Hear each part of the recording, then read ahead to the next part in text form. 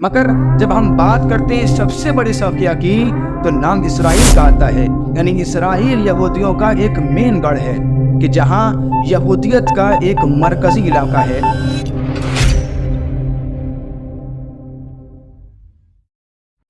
यहूदी एक ऐसे शख्स को कहते हैं कि जो यहूदियत मजहब का पैरोकार हो या यहूदियत के नस्ल से हो या उससे ताल्लुक़ रखता हो। यहूदियत एक कदीम तौहीदी मजहब है कि जो बनी इसराइल के पैगंबर हज़रत मूसा अलैहिस्सलाम पर नाज़िल हुआ था।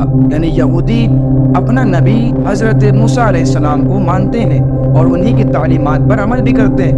इनकी एक मशहूर किताब है कि जिसका नाम तौरात है कि जो अक़ायद और इनके मजहबी कवानीन पर मुश्तमिल है। यहूदियत मजहब दुनिया के मुख्तलिफ इलाकों में फैला हुआ है।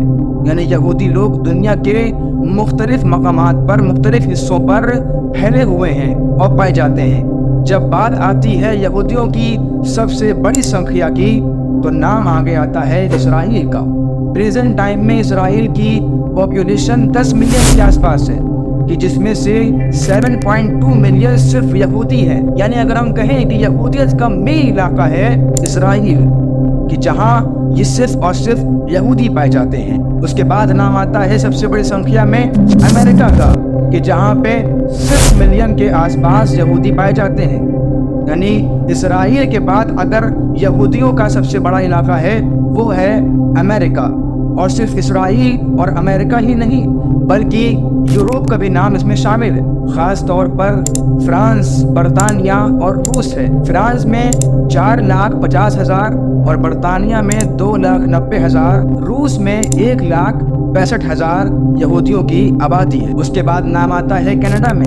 कनाडा में भी एक बड़ी यहूदियों की आबादी मौजूद है जहां पर 3,50,000 यहूदियों की आबादी पाई जाती है। ऐसे ही ऑस्ट्रेलिया में भी यहूदियों की एक बड़ी संख्या है। मगर जब हम बात करते हैं सबसे बड़ी संख्या की तो नाम इसराइल का आता है। यानी इसराइल यहूदियों का एक मेन गढ़ है कि जहां यहूदियत का एक मरकजी इलाका है कि जहां से यहूदी लोग उभरते हैं और यहूदियत के नाम पर ही इसराइल जाना जाता है और पहचाना जाता है। ये था कुछ एक्सप्लेनेशन यहूदियत मजहब के ऊपर। मिलते हैं नेक्स्ट वीडियो में ईसाई मजहब के साथ।